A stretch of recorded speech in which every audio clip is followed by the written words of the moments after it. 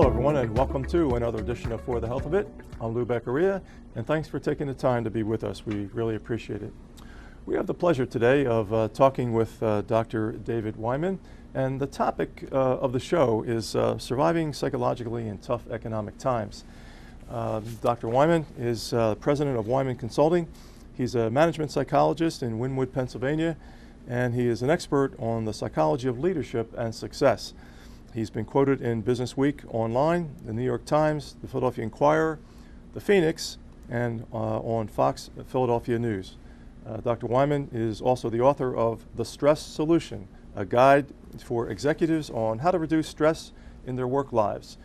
And Dr. Weiman has served the Phoenixville area through his consulting work with several companies here for the last 10 years. So, Dr. Weiman, thanks for being with us. It's a pleasure to be with you. We live in, as we said at the top of the show, tough economic times. Mm-hmm. What are some of the major stressors that you encounter with the clients that you work with in the now very difficult economy? I think one of the things people are doing to cope with it, although it adds to the stress, is they're interested in following the news about the economy. So they will check headlines. They'll look at CNN.com during the workday over and over and over again. They'll track the Dow. Check their 401k. They'll check their 401k. Somebody the other day told me, who's not anywhere near retirement age, that during the day he actually logs into his 401k account to see what's happened to it. And this is kind of like punching yourself in the eye over and over and over again. I mean, it doesn't make him happy to do it, but it's something he feels he can control in an environment where there's not very much that people feel they have control over. In that particular case, though, checking, for example, a long-term investment on a daily basis, mm-hmm. That increases the worry and the stress and the anxiety in an area where he doesn't really have much control over it. But many people talk about doing that. They're watching it, but it hurts to do it. Connected with what's going on in the economy is obviously every day we hear of major companies, small companies having major layoffs. Mm-hmm. Lots of people losing their jobs, and it affects not only the employee, obviously, but their families. That's so right. It's there's a triple or quadruple effect on these. What are some of the ways in which we, in our now troubled economy, can deal with that? People who say still have their jobs, mm-hmm. but they're worried maybe the axe is going to fall. Right. Well, if there's a few general things that they can do, and it relates to the first thing that we talked about. That is to limit the amount that they're really taking in so much of this devastating information.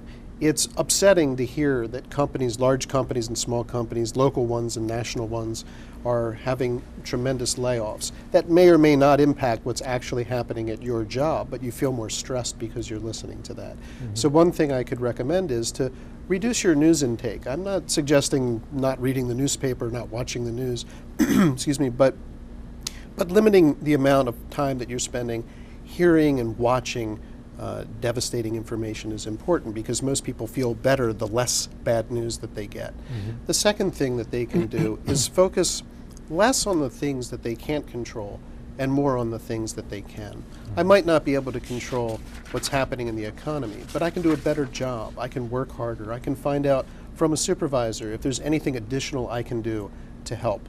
Those are things I can actually do something about. And I would say the third thing that they can do is to take small actions within that sphere of influence that they have that make a difference. So turning on a television and watching news, for example, if it's upsetting to you, is that that's sort of a small action, but it has a negative consequence. But mm-hmm. In terms of working a little harder, making an extra effort, making a few more sales calls if you're in the sales field, checking in with clients to make sure that everything's okay. Those are small actions that actually have a big result, because we feel better when we take an action, when we do something that's proactive, particularly when it's over something that we have some control over. Mm-hmm. Your comments sound like the article that I had the pleasure to read that you wrote, Grab a Shovel and 3 Other Things That You Can Do to Conquer Worry and Drive Success in Tough Times. I did really enjoy reading it, and it seems like a common theme going through that is that we, despite how despairing things may be, mm-hmm. we still have can have a sense of control of ourselves. That's absolutely right. And as you've pointed out in the article, is like reducing the daily news intake and focus on what you can control and not what you can't control. I guess earlier we were talking about the young gentleman who was looking at his 401k. Not much he can do to control that, especially if he's young. And yet, there's something in the short term that's anxiety reducing about it.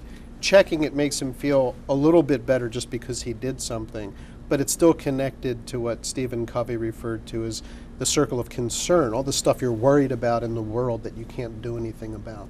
Yeah. And the circle of influence is a little bit tighter than that. So what could somebody do instead of checking that 401k statement? They could go out and buy and read a book on personal finance and come up with some ideas on how to economize or ways that they can make their money go farther. So that is something they can directly control, because unless he wants to move all that money out of his retirement account and watch it, like put it on a table and just look at it daily, it won't really have any positive effect. So I think there's sort of a paralysis that we can fall into when we're consumed with things that we can't do anything about. What we're talking about is providing leadership for ourselves, actually. That's a great way of looking at it. And you're kind of an expert in leadership. The work that you do with companies, for example, and management, what are some of the typical things that you see for people who are outstanding leaders? As you answer this, I'm going to draw a connection to what we were just talking about. But let's talk about leadership, for example. What are some of the characteristics of people that you would consider you've seen as outstanding leaders? They know their values and they operate from them. Okay. And they don't need big technical manuals that they refer to when something goes wrong. They drop back to values. So if you are a person who believes very strongly that the client is the most important person that you can serve, no matter what happens, you know the right thing to do. This is a value that's famous in the Nordstrom company. And a friend of mine said he bought a pair of loafers from Nordstrom. And the rule is that if you wear them, you can't return them, because they can't, the bottoms of the shoes get scuffed and they can't sell them after that. He wore them, they didn't feel right, they didn't fit right when he wore them a few times, and he took them back. And when he spoke to the sales rep, he said, I know you're not supposed to take these shoes back. They're just really uncomfortable. So I thought I'd, just tell you. And the sales rep took them back. Violated the company policy, but not the value. The value was on pleasing this client. Well, that person who told me that story has told that story over and over and over again. And it's so around gain customers. Exactly. and that leadership that staff member exhibited. They weren't at the top of the organization. They're not the president of Nordstrom, but they know what the corporate value is. And I think that leaders who lead from values that are clear and everyone knows them know what the right thing to do is. So if honesty is a clear value for the leader, they always know what to do, and they might share with the staff, we're having tough times right now and we need your help. We don't want to lay anybody off. We need everybody's help to manage the situation right now. Leading from that kind of value, when they keep that value, that's what makes the leaders successful. The ones that I've seen who've faltered, and mainly by reading about it in the news, are the ones who get panicked and they start shifting what they feel they should do based on the situation. That's where I think people get into trouble. Leading from values never gets you into trouble, because you always know the principles that you're leading by. Yeah. My guest today is Dr. David Weiman from Weiman Consulting, and we're talking about kind of survival and success and how to deal with worry and stress in this tough economic times. I said I was going to make a connection between the leadership idea. A lot of what we're experiencing as an economy started on Wall Street and with the mortgage companies and so forth. It seems to the average person that the leaders on Wall Street did not employ what you were just talking about, being rooted in values and principles. How do we change that? How does that get changed in a society as large as the United States? Well, I think what we're going through right now is that the shock itself, the enormity of this, is forcing people to reconsider what their own values are. Jack Bogle, the founder of the Vanguard Group, said what he felt caused what's happening now was a sort of a combination of greed and selling things that don't have a real value. I mean, if I wanted to sell this cup, I know that it's, if I wanted to charge $580 for it, probably nobody would buy it. But it's a physical thing that a person made that we get a general sense of what the value is. The value of some of the things that are these derivatives they talk about on Wall Street, and I have no idea what they mean, but that all by itself tells you something. Mm-hmm. This I understand. I understand what a cup does. Mm-hmm. I know what I can use it for. A derivative, it doesn't even sound good. Right. I wouldn't buy that if I probably knew what it was. But what he said was, selling things that don't have value and that the value comes out of as more people are involved in the transaction. I mean, if we have to go through 3 people to eventually sell this cup to somebody, the cup doesn't become more valuable because there were 3 wholesalers involved in it. Well, it's even harder, I think, with these concepts that are being sold. So what value do they have? And it's so disconnected from, as kids, what we're taught about the value of money and hard work. There's clearly a values and an ethics crisis, I believe, and an example of that is the corporate leader who ordered a $50 million jet until I think someone in Congress said, you can't use the public's money to do that. So there's a disconnect right now. The crisis, the urgency, I think, is helping people re-examine what their values are. But I wonder if there's some folks who just, in those leadership positions, won't be able to participate in leadership anymore because they've lost the trust of the public and they've lost the trust of their boards, and there's a crisis there that they're not really cut out. They don't have that value inside that they can continue to lead with. Yeah. The economy is in tough shape, and it impacts everyone.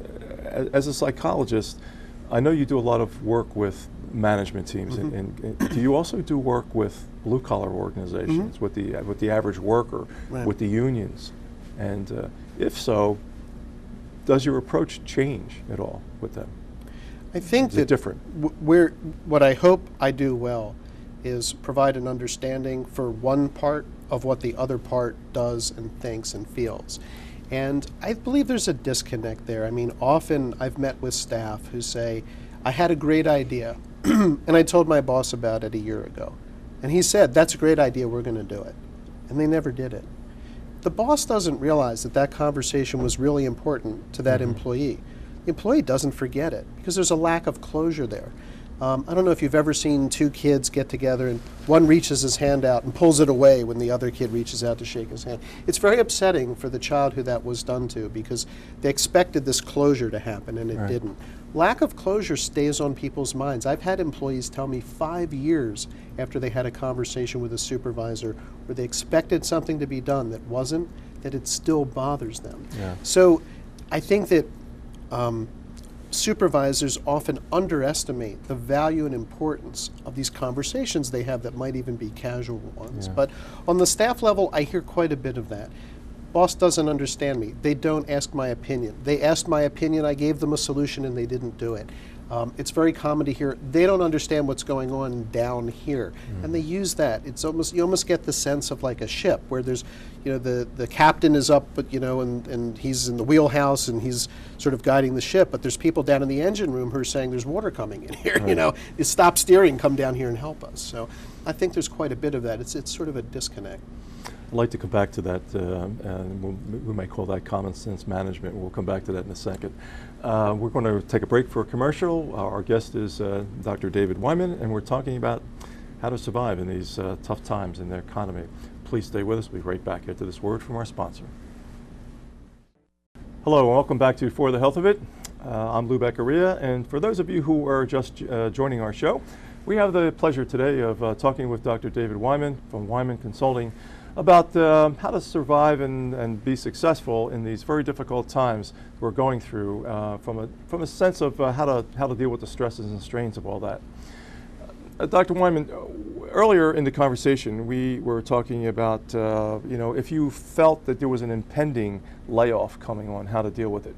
How do you deal with it when you have been laid off, when you've lost your job and you've got your bills to pay? It's really a shock to the system when that happens. And some people get advice from well-meaning friends and family that you should just get over it and move on. but that doesn't validate the loss of that. And jobs are so important. If you think about just in any social setting, particularly for men, the question that we most often ask each other after "What's your name?" is, "Oh, what do you do?" Right. And it's embarrassing for someone to say, "I'm not doing anything right now."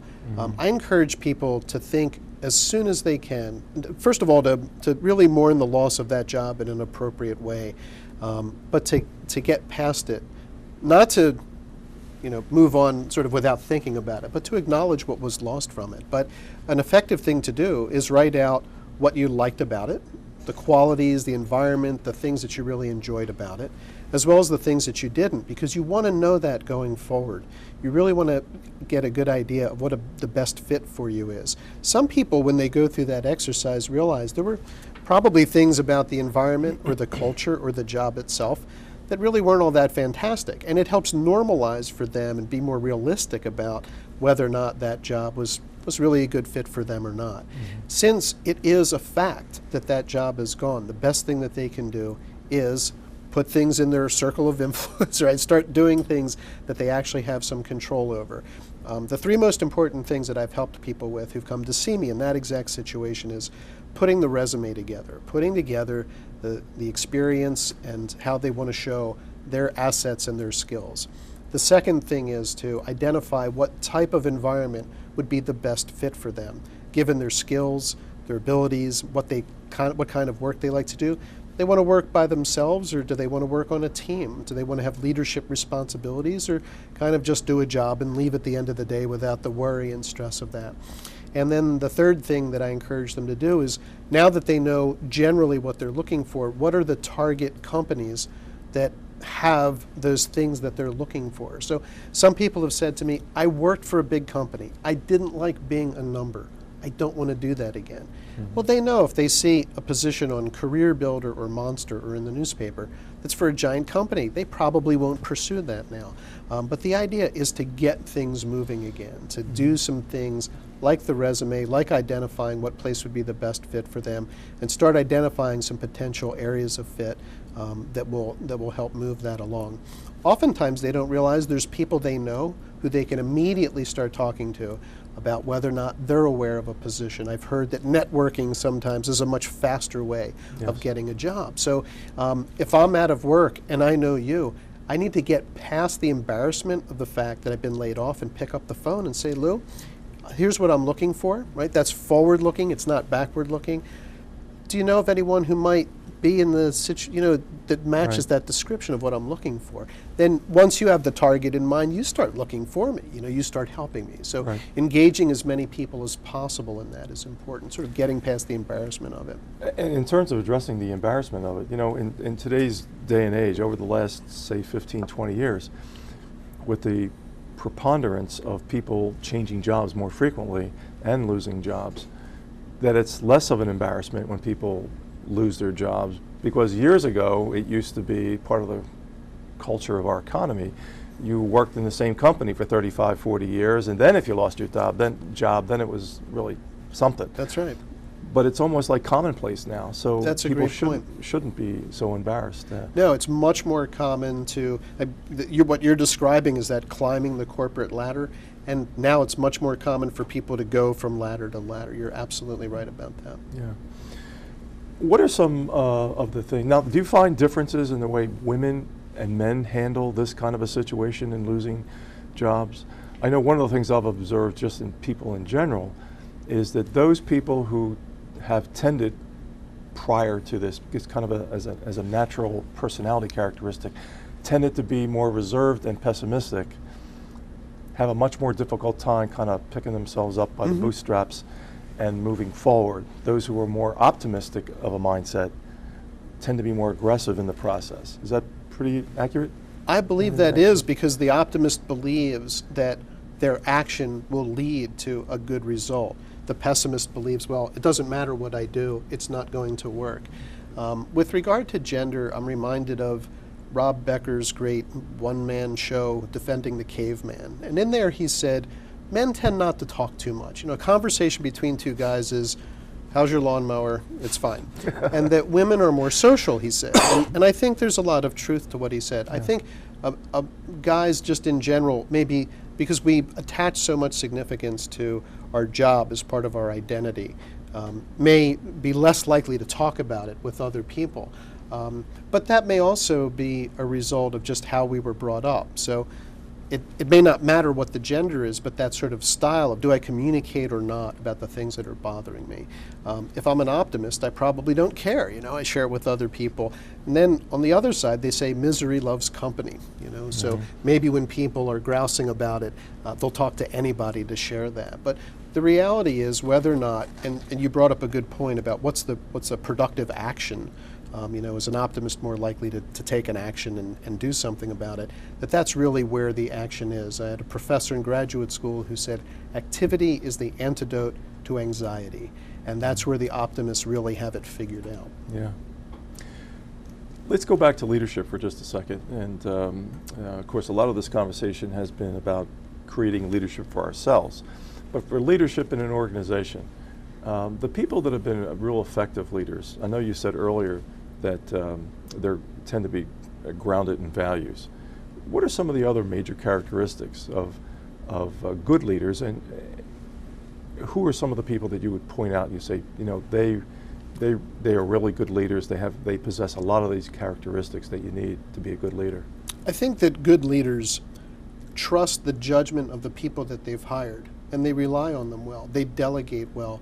They listen, and they ask the right questions. They follow that principle in the 7 Habits of Highly Effective People: seek first to understand, then to be understood. They do less of telling people what to do, like everybody's a gopher around them, and more of what would you do in this situation. They kind of listen and take in from what they're hearing what should happen next. And I'm sorry, I didn't mean to interrupt you. I've often heard the term that sometimes you can be a better leader by following. In a sense, that you follow the lead of those that are working with you, and take the cues from them. That's absolutely right. I mean, if you think about it, the people that you hired are the smartest, best people you could get. So why not let them do the things that they do well? There is sometimes, I think, in organizations, the leader who is afraid that if the people they supervise exceed them in skill and knowledge and accomplishment, they will lose their jobs. But I've heard really smart leaders say, I'd be okay with that. If this person can really do it at a much better level than I can, then that's great. That means I train them really well. Yeah. But I think leadership is less about doing things technically the right way than it is leading. And that's a much different kind of philosophy and attitude. I mean, if you're the chief financial officer of a company, people don't ask you if you can add, 3 numbers together. They assume that you can. It's really the interpersonal stuff that matters. And that leadership to me is really critical. Yeah. In hiring top executives, which you've been involved in, I know many times, would you say that that's pretty much what the hiring practices come down to, is looking at personality characteristics rather than past experience in a particular field or That's whatever? Exactly right, because by the time that they get to me in the hiring process, they've already been vetted for their technical skills. Like, do they really know the things they have to do to do this job? What I'm looking at is the fit between the person and the culture. So if there's a leader who likes to do everything him or herself, but this company really values delegation, that won't be a good fit. Decision making is another area that I look at. If the person kind of makes decisions in a vacuum and then expects everyone to do what they've said, that's not going to work well in a company where people are used to being asked what their opinion is. As you talked about before, that sort of listening and that leading by following, that won't be a good fit in that culture. It may be a good fit somewhere else, but it won't be a good fit in a place where they really value discussion, checking in with people, seeing what people think about an issue before making a decision about it. Yeah. So those are 2 areas that we look at, and there's others as well, but you really are looking at the culture and the person and how do they fit together. Yeah. I've often believed that the corporate culture has an awful lot to do with one's job satisfaction. And we're talking about people in this difficult time losing their jobs or have the prospect of losing their jobs. When someone is looking at their next job or where to work, what are some of the indicators, some of the red flags maybe that we should look for in the corporate culture to see if it's going to be a good fit for us from a job satisfaction standpoint? So for the individual, what kinds of things might they want to know about the culture, for example? Yes. I suggest that people ask a few questions of the interviewer, like, tell me about somebody who's worked out really well here and describe them for me. Tell me about somebody who hasn't worked out here. What are the qualities that they had? Because you'll learn a lot from these success experiences and the failure experiences of people who are already there. Oftentimes, I go in to interview for a job if I'm seeking a job, and the only information I get about the company is from the interviewer. Well, it's like a first date between two people. Everyone's on their best behavior. So another thing they might do is ask for, like a tour from an employee, or if there's anybody there that they can talk to further about the company. With the web these days, it's much harder for corporations to kind of hide the dirty laundry or sweep something under the rug, because people will share information about a company in internet forums and chat rooms and blogs and things like that provide information. So there's much more out there today than there used to be that a person can gather information about a company with. In the work that you've done with companies, when do they tend to call you in? At times of crises, or do you find that companies now are looking at things more in a preventive mode, put it that way? That relates to values, in my view. The proactive companies say, we have a group of really talented people, and we want to guide this as much as we can to tap into the resources they have. We want to learn what their goals are and help them achieve those by providing them with all the resources we can. That's sort of one category. The other category is, things are going okay, so that means I don't need to do anything. Then something bad happens. Several people decide to leave. Turnover, for example, is often something that worries a company leader, and they call me in and say, I can't figure out why all these people are leaving. When we have exit interviews, no one tells us anything was wrong, but we've seen a pattern there. They get worried. They start to think, maybe there's something I don't know. They don't use that listening or leading by following that you were talking about. So they're the last to know. And in an organization, it's like water flowing uphill. It has a hard time, information has a hard time getting to the top. So it's not uncommon for the leader, when there's been a high degree of turnover, to say, I'm really confused about this. I don't know why this is happening and no one's telling me. Yeah, great. Well, we're out of time. One last tip that you maybe can give to our viewers for kind of how to survive. Keep moving. Movement is good. In the health field, after a surgery, they want people to get out of bed. I think it's because they don't want the person to feel, the body to feel like it's dead, right? So keep moving. Do things, even if it's a small thing like volunteering. Keep going. Yeah, keep moving psychologically as well as physically. That's right. Yeah, good. It's been fascinating, Doctor. Thanks very much. I really appreciate Me too. you being on the show. Thanks Thank a lot. you. And thank you for tuning in once more to For the Health of It. It's been our pleasure to bring you this very interesting show with Dr. Weiman about how to survive psychologically in these very difficult times. Remember, if you're healthy, you're wealthy. I'm Lou Beccaria. We'll look forward to seeing you around town. Take care, everybody.